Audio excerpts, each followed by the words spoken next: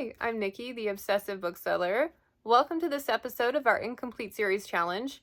I'm currently sitting in front of my bookshelves containing most of 60 series that I'm in the middle of. 60 of them. I've been running this challenge for 2 months now, and according to my little tracker, I have read 9 books in total towards the challenge and have finished 4 series so far. The problem is I'm going through my collection and I keep finding series that I forgot that I started. One must ask themselves, if you find a series that you didn't even remember that you were reading, should you keep it? Shouldn't you just DNF it? Because it obviously wasn't good enough to make the cut. But I also could argue that I have so many things going on that naturally things will slip through the cracks even if I had intended to get back to them because they sounded good. I don't know. My goal right now in life and everything I'm doing is to simplify life. And I also have to balance that with my perfectionism and sense of needing to complete things. So this is what we're doing. Trying to whittle my way down, practice on focusing on only a few series at a time and see where that gets me over the course of this challenge. And at this point, I would normally pick my first book from my little gobber friend here, but a couple of videos ago, this happened. Oh, here's one. Okay, what do we got? Dandelion Dynasty, which is amazing that this one got picked. I am on Speaking Bones. It's the final book in the series. If I can have it right behind. Ta-da! The thing is my patrons and I are actually going to read this one in a month. So I am going to set this aside because it will get read. So I will report on it, obviously, as I read it with my patrons. I drew the Dandelion Dynasty. That's a really hard thing to say fast. And I have it right here, and it's a really good thing that this thing got drawn because I already had this one scheduled to read with my patrons anyway, and it's such a chonker that I'm not sure how I would have fit both this in and then 2 draws for this challenge. So we're gonna stick with the fates, the fact that it actually worked in my favor, and this will be my first read starting out this vlog. I've geeked out about this a lot on my channel, but this series is so creatively done, and I saw an interview with the author recently where he talked about how it took 10 years to write, and it was really his prized works. And you can see the details in this thing are amazing. I love the slow moments. This is one of the few series where coming away from it for a couple months between books, I can still remember everything. Like, I have clear memories of the names of characters and events that have happened. So the pacing in this is wild, and it's so unconventionally done. There are so many cool things. Some people have trouble with the first book because it is different than anything you've seen before. It doesn't follow a normal narrative, like storytelling structure, but that's one of the reasons I loved it so much. I thought it was excellent. And it does an amazing job at building these huge, momentous, mic-dropping moments, but then also taking even more profound, really quiet moments with certain characters and expanding on them and just making you feel for them. It's so freaking good. Now, the one right before this, Veiled Throne, was kind of a setup novel. It was this book and that book were written as one long narrative, and so that one didn't really have any resolution at all. It just kind of ended right in the middle of the story. So this is the conclusion that my patrons and I have been working towards for an entire year, and I can't wait. I'm so excited. So, cracking the spine on this baby first thing tomorrow. And also responsible for my lack of time this month, I am continuing my reread with Rhythm of War, 4th book in the Stormlight Archive by Brandon Sanderson, in anticipation for Wind and Truth, which is coming out December 6th. At the start of this, I am like 33% through, basically an entire novel's worth into this story. And I can see why it's gotten a little bit of flack for being boring compared to the other books. Like, this one has more introspection than anything else, and there's a lot of, like, they're literally talking to yourself moments in some cases, but yeah, just kind of a lot of philosophizing, cool inventions and stuff going on the side. Story progression, though, 30% into this book, not really much has happened, but doesn't matter to me. I love this series so much that even though the pacing is a little bit slower in this particular installment, I'm eating every word up because the stuff that's going slowly is still wildly interesting to me. I'm really glad for the reread, though, because there are several things that I didn't remember from this book that I will definitely need going into the finale of this first story arc, but yeah, I mean, I doubt with everything I've got going on that I'm going to read all of this. Like, Speaking Bones, is 1,050 pages, and then on Stormlight is 1,200 pages, and I'm 500 in. So I've got 700 here, 1,000 there, and then I want to draw another one for this. I also want to read a book with my patrons. So past me would have piled on as many things as possible with just the optimistic hope that tomorrow me will suddenly have more time to read than today me. Right now me knows I'm not going to have time to fit everything in. So as long as I can fit in the 4 books that I've committed to, I think it's going to be a really good month. Oh, I am also reading, I don't have it here, it's upstairs, Northern Storm. It's my before bed book. I get about 10 pages in every night before I go to sleep. This one is phenomenal, people. Julia McKenna, I swear the only reason she's not more famous is because she doesn't have audiobook components to her books. If you like fantasy novels with exotic settings, if you like slow burn plots, if you like character-driven novels, if you want something just slightly off the norm, but still just as good, written superbly, this series is great. This is the second thing I've read from her. I've also read her Thief's Gambit series, like the Tales of Inarin.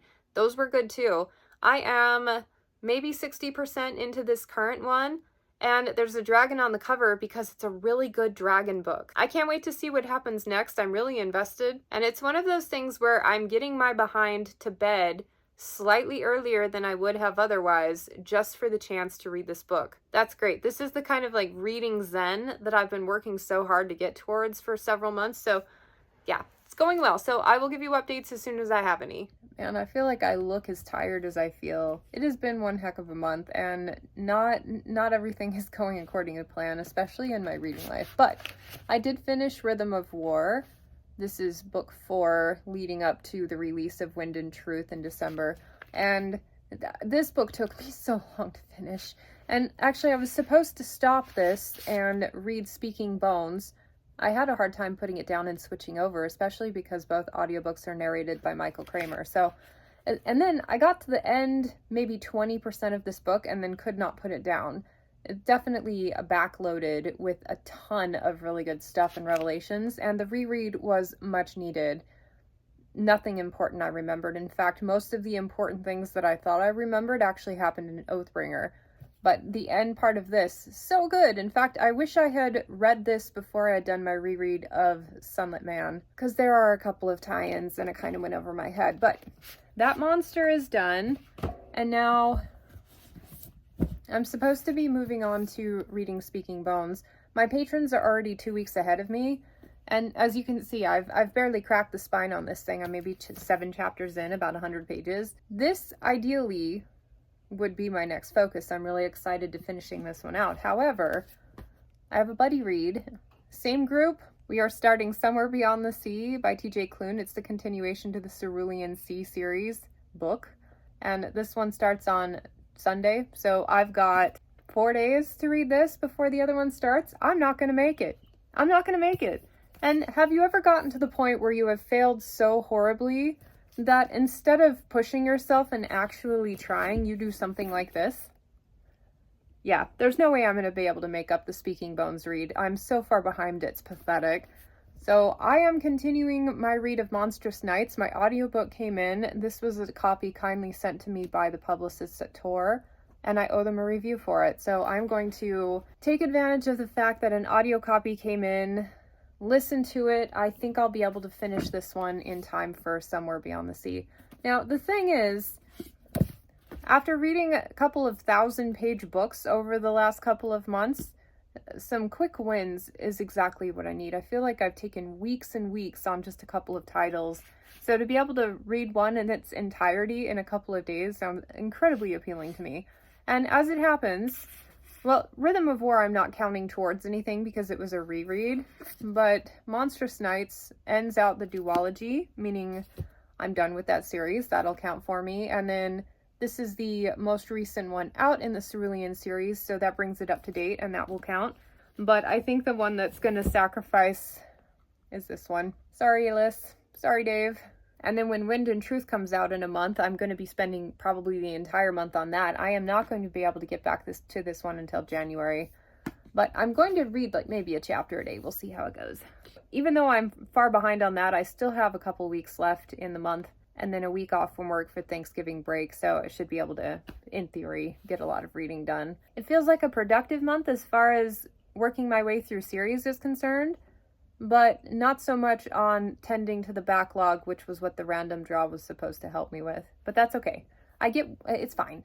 Now we move into my shelf help segment, where I experiment with nonfiction books and figure out how to apply all of the things I learned from them to my reading life. Because why not? And the one I decided to pick up for this episode is Big Magic by Elizabeth Gilbert. I recognized the name of the author from Eat, Pray, Love. I sold that book for years and years. I got kind of tired of selling that book. I saw it around so often, but I've never read anything by her before. But this is a book about the creative mind and approaching creativity and kind of overcoming some hurdles to be more creative in your daily life. I'm like, that is so cool. Sign me up. And right out of the gate, I knew it was a good decision to pick it up. I was enjoying it thoroughly. She talks about some things about fear of getting started and whatnot, and I think a lot of the fear-based conversation near the beginning of her book would have served me well about 3 or 4 years ago.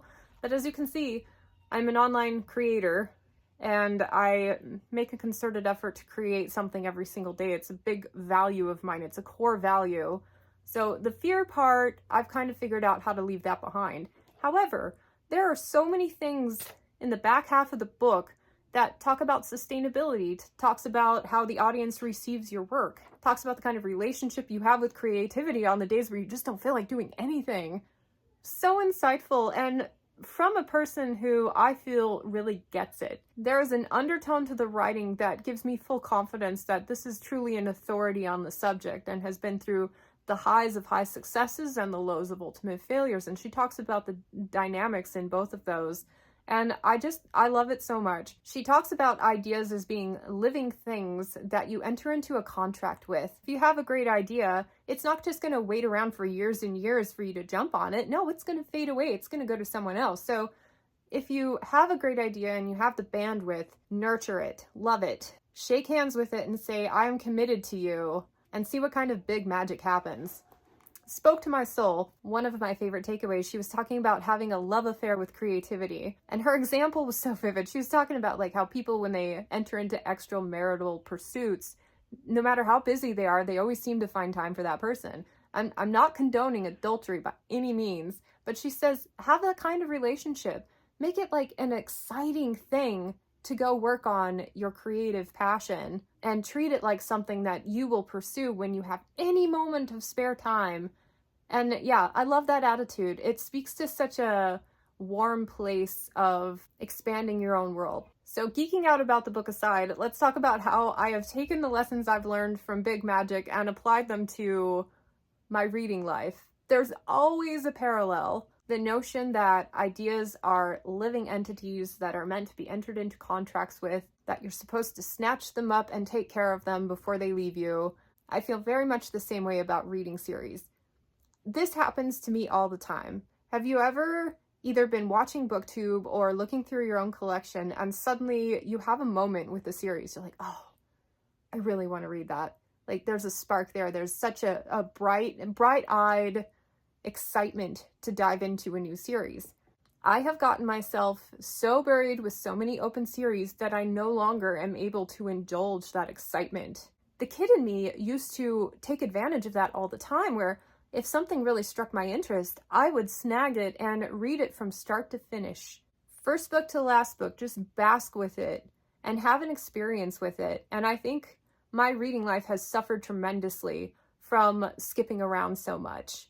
And a lot of it is based on the structure of how I run my online book review content, how I'm planning buddy reads, how I'm managing my projects for these different challenges that I'm doing. All of these things are taking away the core inspiration of what makes me love reading. So I'm going to clean up some messes that I have with incomplete series, and I want to live my reading life going forward where I am allowed to indulge in diving into a series that really sparks me. She also talked about being a creator and kind of being a little defiant. Like she's like, it's a catch-22. You have to both not care at all, but then care so much and put everything into it, where you have to put everything into it and no holds barred. And she talks about how if you swing too far on either end of that balance, then it's very hard to get yourself motivated. Instead, you have to have what she calls a quietly impudent self-assurance, where you're just stubborn and you're going to create no matter what. And what I took from that, I took a lot of that from personal, like actually being a creator, putting out videos every week. But as far as reading is concerned, I want to have that self-assurance that I have a clear vision in mind on what I want my reading life to look like. And I want to structure everything around me to support that.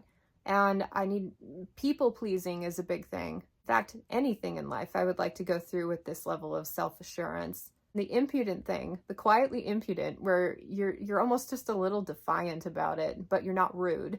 I love that. I love that state of being because it brings a humor element to it. And then one other takeaway that was incredibly inspiring, I'm not sure how it relates to books necessarily, but it does relate to BookTube, is that you have all the control in the world about your creation while you're working on it, but as soon as it goes out into the world, it's out of your hands. And especially with the way that social media works and drawing you back and making you chase that next like and count views and look at the algorithm and how your videos are doing, all of that is incredibly addicting. Even just checking comments is something I have a really hard time stopping myself from doing, because I do not have the kind of conviction that tells me that I need to be focusing on just the creation aspect of it and the pieces can fall where they may.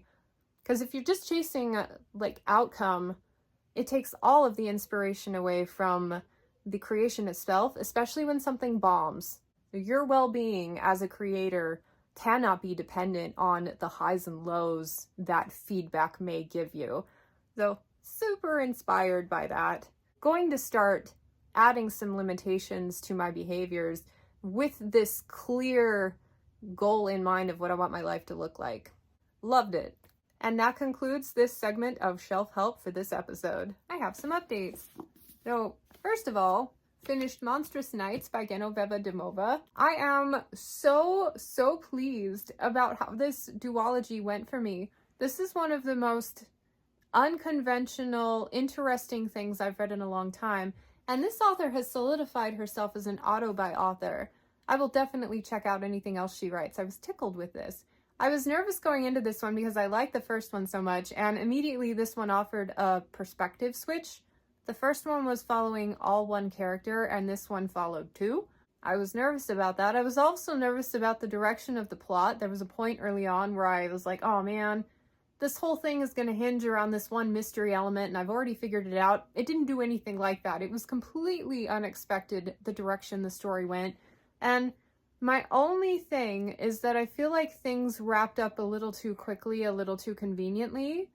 But I don't think that took away the special things about the series for me.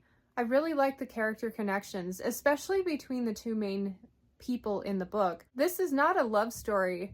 I wouldn't even call it like a romance element to the book. It was just more like two characters revolving around each other and regarding one another in a way that felt incredibly organic.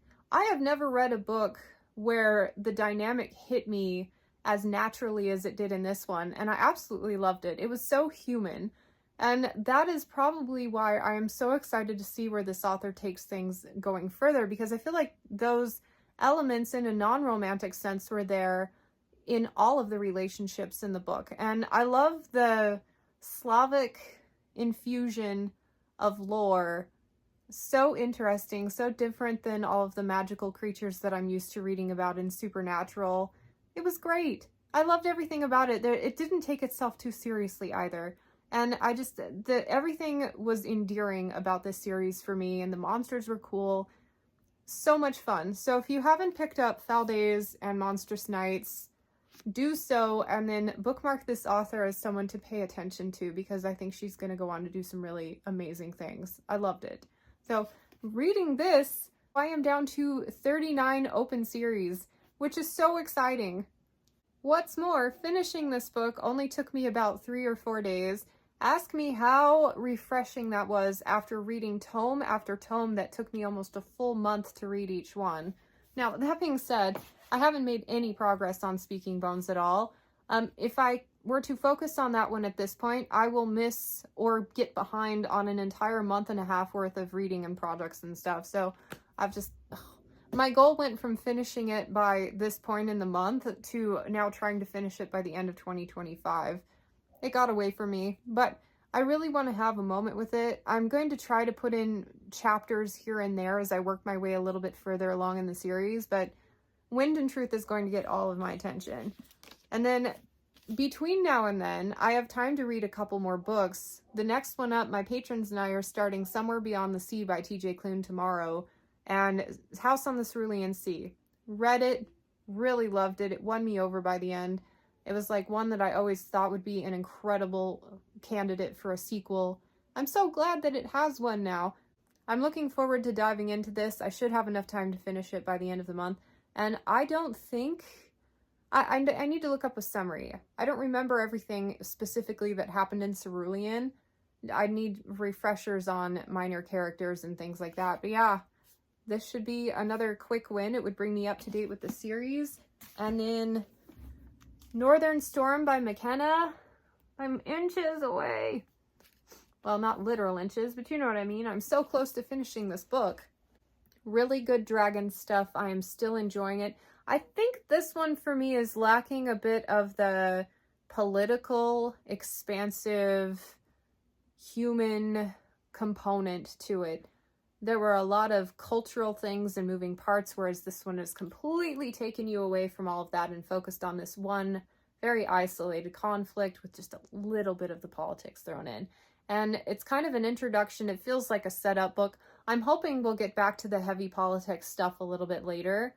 And I think the flora and fauna element of the series, there wasn't as much of that in here as well. It felt very exotic, the first book did. This one feels exotic in a different way, focusing on one main creature, essentially. So I want some of the stuff I loved in that first book and some of the new things we got from this one to kind of converge in the next book. And I am hoping to finish this by the end of the month. It seems like a reasonable ask.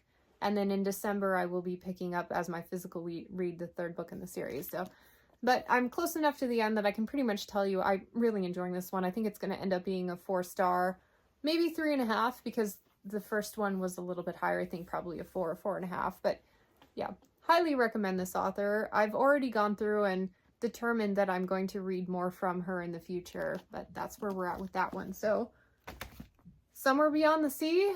I really don't think I'm going to get around to another random draw this month. I'm kind of having fun knocking everything off my list and finishing out series in one go. It's so satisfying. I feel like it's the momentum shift that I needed. And once I've read more of the really high priority stuff, then I'll feel more compelled to go back and read some of the lesser. Plus, I just haven't had time. Too many tomes going on. I think January, which I think will mark 2 months left in this challenge for me, I'll be able to do a little more random draw exploring and kind of close out the project in that regard. Oh, speaking of, this is a quarterly challenge, but my patrons have voted and we've decided to extend the challenge an extra quarter. So as far as they're concerned, they will continue seeing this until March, and you will continue seeing this through the end of June. It's confusing, but it's working for me, so don't question it too hard. I will be back in about a week for my final update. Final update for this video and for the first quarter of the challenge. As it happens, my patrons have voted to extend it a second quarter, so I've got 3 more months to work on this, which is great because I feel like I made some good progress, but have not made as much as I had hoped I would. But one of the things I did finish, Somewhere Beyond the Sea by T.J. Klune. I would not call this a relaxing read. This was kind of an enraging book, and it followed a couple of tropes like the falsely accused and the unfair trial and things like that, and I have a really hard time reading those types of stories in books. In books, it's a lot easier to do because in real life, you can always talk over each other, but in books, really only one person can have dialogue at a time, so it creates this order of priority of speech that drives me crazy. It's like they would only be heard, but the other guy wouldn't shut up. This book to me came across incredibly angry, filled with a lot of deep wounds. The positive things in the book were so overdone and so saccharinely sweet that it didn't feel realistic to me. It was supposed to be representational, I get that. So this like unconditional love and acceptance amidst all of this hate and oppression, that theme was not lost on me, and I understand that this is a symbol for a community. But as my personal enjoyment of the book, I found this one very difficult to read, and in fact had to kind of take it in small doses because it was so angry, which is a contrast to the first book. The first book, I believe, conveyed the message beautifully. There was a nice balance there, which I think this one lacked. So overall, I'm coming in at a 2.5 out of 5 stars for this. It was better than just okay, but I'm not sure that I liked it. But I'm still glad to have read it, and based on where it ended, I think there is going to be another book in the series. Far too open-ended, so yeah. But finishing that one with my little tally brings me to 58 open series, which is the exact same number I was at the end of last video, but I had found some new uncounted series, so my initial number was inaccurate. This sucks. But the number that makes me feel a little better is that this marks my 12th book read towards the challenge. It's pretty good, and in a full quarter, considering I did a reread of Rhythm of War, which was a chonker, finished 12 books and did not start a new series, which was my main goal. Another good stat throughout this quarter, I have finished or brought up to date 6 series. That's amazing. I had a lot of quick wins where I only had 1 book left to go. But we're not quite done yet. I am 1 day of reading, probably finish this book tonight, of Northern Storm by Juliet McKenna. I'm close enough to the end that I don't think my opinions or my rating will change on this one. I looked up some stats on Goodreads because I was curious on how many people have actually read this series, and it's not a lot. It's got like under 300 overall ratings on Goodreads. The first book anyway. The second one has even fewer, like under 200. I can't believe like this author is better than that. So consider this my current #1 underrated author. I'm going to read more from her before I really take a like strong stance for her, but she is so much better than the low attention she's getting. But her books are rated relatively well. In any case, I'm coming in at a 3.5 out of 5 stars on this one. I think the first one was a little bit stronger, and this one kind of felt like a setup book and kind of an indulgence. It was a dragon indulgence, which I don't mind, but the first one had a lot more dynamics going on, and overall I think it was stronger. So I am hoping that the next one in the series provides a little more of that balance.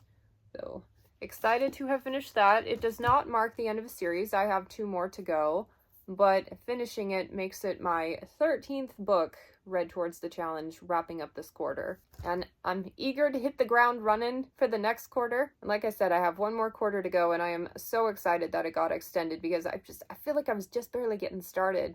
And I do have another Sanderson chonker, but at least that one will count in my favor having finished it since it's not a reread. Overall, this has been a delight. Like I said, I'm running this challenge for my patrons quarterly. They participate and see these videos a full 3 months ahead of when it goes live on the main channel. So if you'd like to participate in real time, link to my Patreon is in the description. Thank you so much for those of you who have watched to the end, and I will catch you on my next video. Thanks.